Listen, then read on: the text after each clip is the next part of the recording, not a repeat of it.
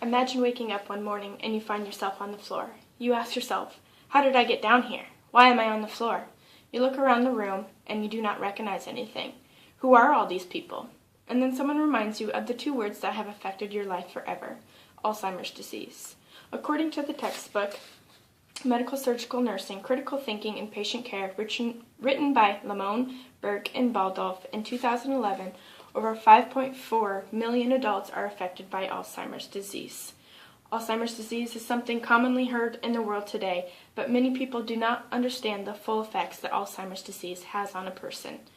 To get a better understanding of this, I'm going to talk about the pathophysiology, risk factors, diagnosis, the 3 stages and the signs and symptoms seen with it, and ways to improve symptoms.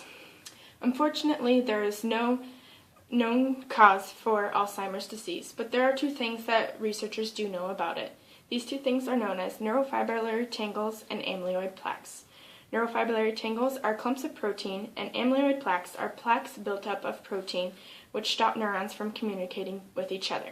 Together, both of these things decrease the blood flow to the brain, which leads to a destruction of the cells. This leads to a decrease in the chemical known as acetylcholine, which is essential for memory.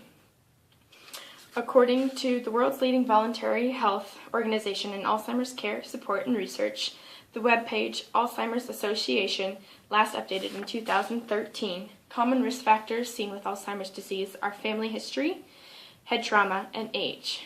Typically, like many other diseases, family history is a major risk factor. If you have someone in your family who has been diagnosed with Alzheimer's disease, your risk for Alzheimer's disease is increased. There also has been shown a huge association between head trauma and the increased risk of getting Alzheimer's disease. Also, like many diseases, age is a major risk factor. Typically, adults 65 and older are at an increased risk for getting Alzheimer's disease. Unfortunately, there's no definitive test to diagnose Alzheimer's disease. Typically, physicians will do tests to rule out other diseases. Things they might do are EEGs, MRIs, and CTs.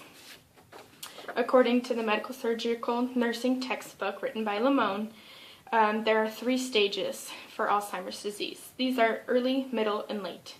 In the early stages, you'll see things such as slight memory loss. They may forget recent events, such as maybe a scheduled doctor's appointment or something like that, and they might have a hard time concentrating. You'll often see these adults start compensating for these slight memory loss. As the disease progresses to the middle stage, you'll see things such as them getting lost in familiar places. They might be up at night wandering. They might begin to not be able to recognize family and friends. They'll have a problem with coordination and movements. You might see a shuffling gait. And they will have weight loss and incontinence, which is basically the loss of the ability to hold your bladder. The disease again progresses into the late stage where they will no longer be able to recognize themselves.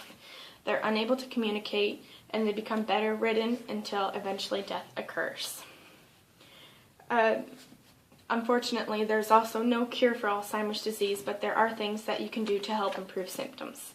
Things such as medications known as Numenda, which regulates a chemical messenger involved in information storage in the brain. There's also Aricept, which keeps the chemical acetylcholine at the site, which improves memory.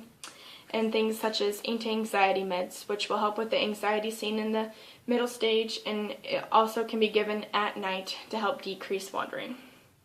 According to the 2010 edition of Nursing Standard, the article Therapeutic Effects of Music and Singing for Older People, written by Skingley and Valla-Burrows, musical therapy has been known to have major effects on those with Alzheimer's. They say if you play old songs, it can help with mood, stress, cognitive function, and motor movement. I actually see this in my grandpa who suffers from dementia. If you turn on an old polka song, he will sit there, his eyes light up, his feet start moving, and he'll be able to tell you where he was at when he heard it, what he was wearing, who he was dancing with, what he was doing, all that stuff. It's pretty neat. There are also things such as walks during the day to help decrease wandering at night, pet therapy to help with anxiety, and daily routines. So imagine someone in your family was diagnosed with Alzheimer's disease. Would you understand what's going on? By knowing some of these simple things, such as the symptoms and ways to improve symptoms, you could significantly increase a loved one's life.